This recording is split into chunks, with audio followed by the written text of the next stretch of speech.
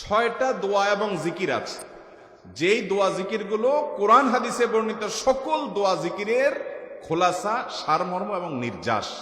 এই 6টাকে যদি কোনো মুসলমান নিয়মিত আঁকড়ে ধরে, তাহলে কোরআন এবং হাদিসের যত দোয়া এবং জিকির আছে কেমন যেন তার নির্যাসটা নিয়মিত সে আমল করলো। বলবো সেগুলা। এই 6টা দোয়া এবং জিকিরের মধ্যে সর্বপ্রথম হলো নবী করিম সাল্লাল্লাহু আলাইহি সাল্লামের প্রতি দুরূদ প্রেরণ করা। নবীজি সাল্লাল্লাহু আলাইহি সাল্লামের প্রতি দুরূদ প্রেরণ করার আমল এরকম আমল, আপনি যদি সারা দিনে শুধুমাত্র নবীজির প্রতি দুরূদ প্রেরণ করার আমলটাই জিকির হিসাবে সবচেয়ে বেশি করেন, দোয়া হিসাবে যদি এটাই আপনি সারাদিন করতে থাকেন, তো আপনার জন্য যথেষ্ট হবে, আল্লাহর কাছে আর কিছু না চাইলেও চলবে। দুরূদ মানে হলো নবীজির জন্য দোয়া করা। ভাই, আল্লাহ তার হাবিবকে রহম করবেন, আপনার আমার দোয়ার দিকে আল্লাহর তাকানোর কোনো ঠেকা আছে? নবীজি কি আমাদের দোয়ার কোনো মুখাপেক্ষী? কিন্তু আমরা তার জন্য দোয়া করলে ওই চান্সে আল্লাহ তাআলা আমাদের প্রতি অনুগ্রহ করবেন। একবার না, আপনি নবীজির প্রতি একবার রহমতের দোয়া করবেন, একবার দুরূদ পাঠ করবেন। মান সাল্লা আলাইয়া মাররাতান সাল্লাল্লাহু আলাইহি আশরা, নবীজি সাল্লাল্লাহু আলাইহি সাল্লাম বলেছেন, একবার আমার জন্য তোমরা দোয়া করলে, আমার প্রতি দুরূদ পাঠ করলে, আল্লাহ তাআলা তোমাদের জীবনে 10 বার 10 জায়গায় 10 টাইমস তোমাদের উপরে আল্লাহ তাআলা অনুগ্রহ করবেন। আপনি টেরও পাবেন না কত জায়গায় আল্লাহ অনুগ্রহ করেছেন। আল্লাহ বাঁচাই নিছেন, একটুর জন্য শেষ হয়ে যান নাই। ওই যে দুরূদ পড়ছেন, আল্লাহ তাআলা রক্ষা করছে, আপনি খবরও নাই। আল্লাহ তাআলা আপনার প্রতি বিশাল একটা দান করছে, আপনি লক্ষ্যও করেন নাই। ওই যে দুরূদ পড়ছেন একবার, 10 বার রহমত হবে। এভাবে যত দুরূদ পড়বে সে তত রহমত এবং অনুগ্রহ পাবে। বেশি করে পাঠ করবো তো ইনশাআল্লাহ। সবচেয়ে শ্রেষ্ঠ দুরূদ, সবচেয়ে উত্তম দুরূদ হলো দুরূদ ইব্রাহিম, যেটা নামাজে পড়েন। আর সবচেয়ে সংক্ষিপ্ত দুরূদ হলো সাল্লাল্লাহু আলাইহি ওয়াসাল্লাম। এছাড়া নবীজির প্রতি দোয়ামূলক যে কোনো দুরূদই আল্লাহর কাছে গ্রহণযোগ্য হতে পারে, যদি দুরূদের অর্থের মধ্যে, কথামালার মধ্যে খারাপ কিছু না থাকে। 6টা দোয়া হলো কোরআন হাদিসের শত শত সহস্র দোয়ার নির্যাস এবং খোলাসা। তার 1 নম্বর হলো দুরূদের আমল। করবো না বেশি বেশি ইনশাআল্লাহ? আমার জীবনে বহুবার এমন হয়েছে, বহুবার এমন এমন বিপদ যে দেয়ালে পিঠ থেকে গেছে, এখান থেকে উদ্ধারের কোনো পথ আর চোখের সামনে দেখা যাচ্ছে না।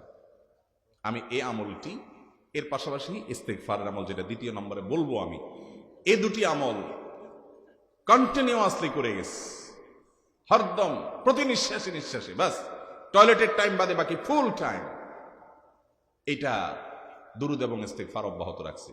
আল্লাহ তাআলা এমন ভাবে অলৌকিক ভাবে উদ্ধার করেছেন যে আমার কল্পনায়ও আসে না যে এখান থেকে এভাবে হেল্প হতে পারে। ভাইরা আমার অভিজ্ঞতার 2 পয়সার কোনো মূল্য নাই। আমার অভিজ্ঞতা কি আসলো না আসলো, এটাতে কিছু আসা যায় নাই। রহমাতুল লিল আলামিন, আল্লাহর রাসূল, আল্লাহর নবী ওয়াদা করেছেন যে আপনার পেরেশানি দূর হবেই হবে ইনশাআল্লাহ।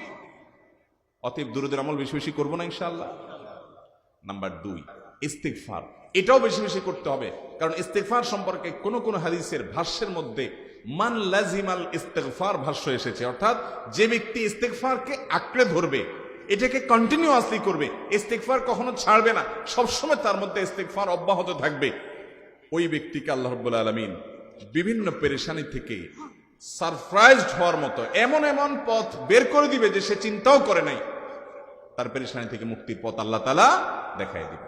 ইস্তেগফার কিভাবে করবেন ভাই? ইস্তেগফার এমন একটা আমল, এটা ছাড়া তো আমাদের উপায় নাই ভাই। ইস্তেগফার আমাদের দুনিয়ার পেরেশানি দূর করবে, আখিরাতের পেরেশানি দূর করবে। রুটি রুজি নাই, চাকরি নাই, ইনকাম নাই, ব্যবসা খারাপ যাচ্ছে, পেরেশানি হচ্ছে, ইস্তেগফার ধরো, কি হবে? 1 নম্বর লাভ হলো আল্লাহ মাফ করে দিবেন গুনাহ। ইউরসিলিস সামা আলাইকুম মিদরারা, যাতে ফসল ভালো হয়, রিজিক ভালো হয়, সেই ব্যবস্থা আল্লাহ করবেন। ওয়ায়ুমদিদুকুম বিআমওয়ালিন ওয়া বানিন, ছেলে মেয়ে হয় না অথবা ভালো ছেলে মেয়ে নাই, আল্লাহ তাআলা নেক সন্তান দিয়ে তোমাকে শক্তিশালী করবেন, সম্পদ দিয়ে শক্তিশালী করবেন। ওয়াজআল লাকুম জান্নাতি ওয়াজআল লাকুম আনহারা, আল্লাহ তাআলা প্রসবন দিবেন, ফসল দিবেন, বরকত দিবেন রুজিতে। কিসের মাধ্যমে? ইস্তেগফার দেন। ভাইরা আমার, ইস্তেগফার সকল সমস্যার সমাধান।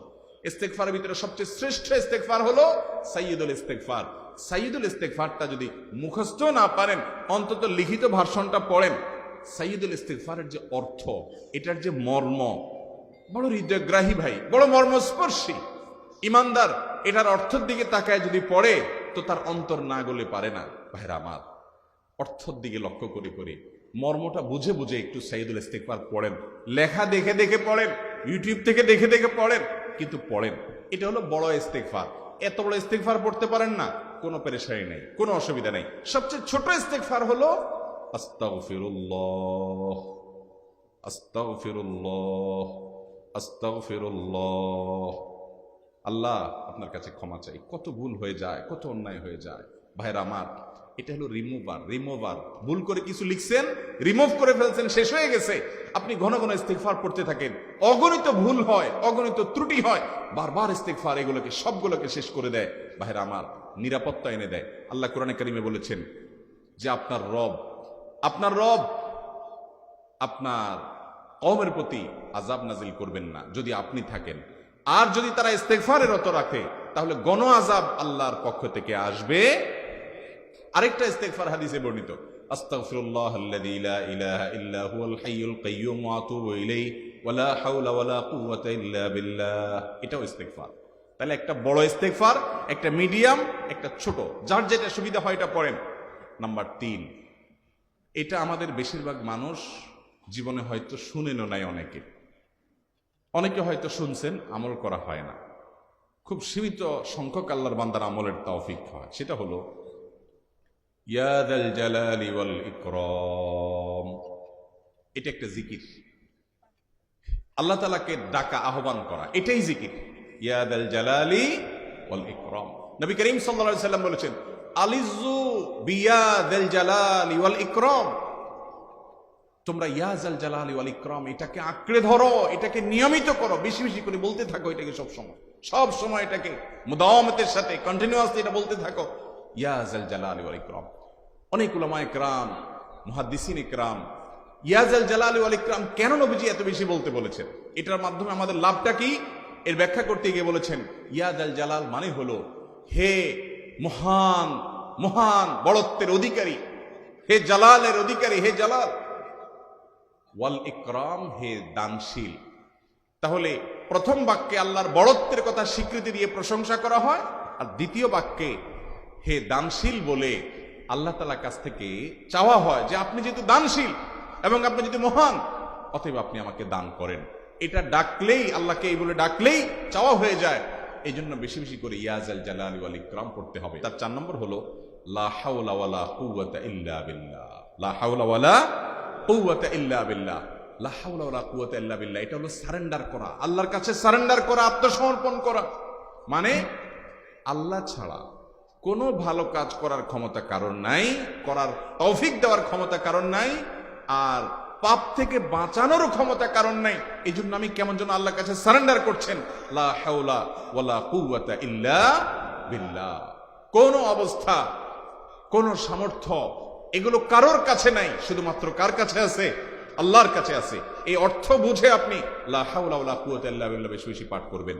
নবী করিম সাল্লাল্লাহু আলাইহি সাল্লাম বলেছেন, তোমাদেরকে কি আমি জান্নাতের একটা ভান্ডারের খবর দিব, যেটা জান্নাতের ভান্ডার, সওয়াব টওয়াব না, সাধারণ অল্প স্বল্প সওয়াব না, পুরো জান্নাতের ভান্ডারের সন্ধান দিয়ে দিব। সাহাবায়ে কেরাম তো চাইতেনই সেটা। নবীজি সাল্লাল্লাহু আলাইহি সাল্লাম তখন বলেছেন যে লা হাওলা ওয়ালা কুওয়াতা ইল্লা বিল্লাহ, এটা হলো কানজুম মিন কুনুজিল জান্নাহ, জান্নাতের ভান্ডার সমূহের মধ্যে থেকে একটা বড় ভান্ডার হলো লা হাওলা ওয়ালা কুওয়াতা ইল্লা বিল্লাহ। অতএব এই আমলটাও বেশি বেশি করবেন। 4 নম্বর আমল হয়ে গেল। 5 নম্বর আমল হলো দোয়া ইউনুস। দোয়া ইউনুস জানা আছে তো? লা ইলাহা ইল্লা আনতা সুবহানাকা ইন্নী কুনতু মিনাজ জালিমিন। ভাইরা আমার, অর্থের দিকে তাকায়া মাঝে মধ্যে মোবাইল টোবাইল সব ফালায় রেখে একটু আল্লাহর সাথে কথা বলবেন, আল্লাহর সাথে একটু কানেক্টেড হওয়ার চেষ্টা করবেন, আল্লাহর সাথে একটু সংযুক্ত হওয়ার চেষ্টা করবেন। ডিসকানেক্টেড তো পুরো লাইফটা কাটাই দিলেন, একটু কানেক্টেড হওয়ার চেষ্টা করেন। প্রতিদিন কিছু সময় বসে একটু জিকির করেন, চলতে ফিরতে একটু আল্লাহকে সময় দেন। আপনি উপকৃত হবেন, আপনার কল্ব জিন্দা হবে, আমল নামা সওয়াবে পরিপূর্ণ হবে। লা ইলাহা ইল্লা আনতা সুবহানাকা ইন্নী কুনতু মিনাজ জালিমিন। অর্থের দিকে তাকান, কত মর্মস্পর্শী। লা ইলাহা ইল্লা আনতা, আল্লাহ আপনি ছাড়া কোনো সত্যিকারের মাহবুদ নাই, উপাস্য নাই। সুবহানাক, আপনি পবিত্র, আমি আপনার পবিত্রতা জ্ঞাপন করছি। ইন্নী কুনতু মিনাজ জালিমিন, তবে আমি সেসব মানুষদের অন্তর্ভুক্ত যারা নিজের প্রতি নিজে জুলুম করেছে, অবিচার করেছে, অন্যায় করে আমার নিজের পায়ে নিজে কুড়াল মেরেছি বহু।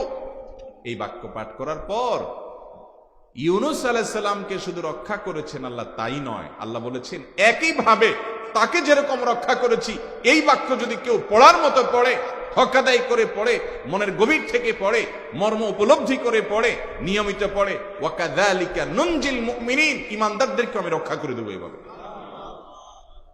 ভাইরা আমার, আমরা বিপদ আপদে পড়লে হুজুরদের কাছে চলে যায় দোয়ার জন্য।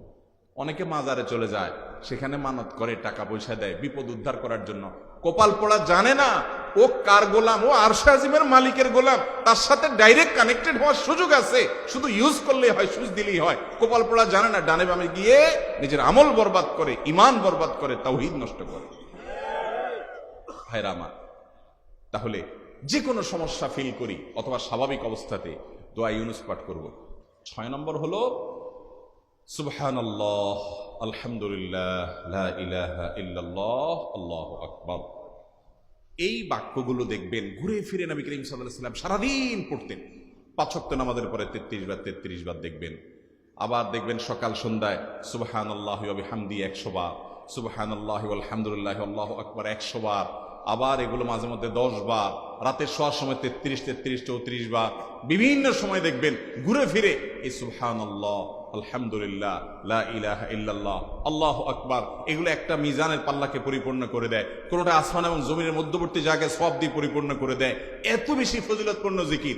এই জন্য পুরো কোরআন হাদিসের দোয়া এবং জিকিরের নির্যাসের শেষ এবং 6 নম্বর হলো বেশি বেশি করে দিন রাত 24 ঘন্টা যখন সুযোগ পাবেন, যেখানে যেখানে হাদিসে যে সংখ্যা বলা আছে ওটাতে করবেনই, ওর বাইরেও বেশি বেশি করে সুবহানাল্লাহ, আলহামদুলিল্লাহ, লা ইলাহা ইল্লাল্লাহ, আল্লাহু আকবার। বেশি বেশি করবো না ইনশাআল্লাহ? নিয়মিত করবো তো ইনশাআল্লাহ? আল্লাহ আমাকে আপনাকে আমাদের সবাইকে আমল করার তৌফিক দান করুন।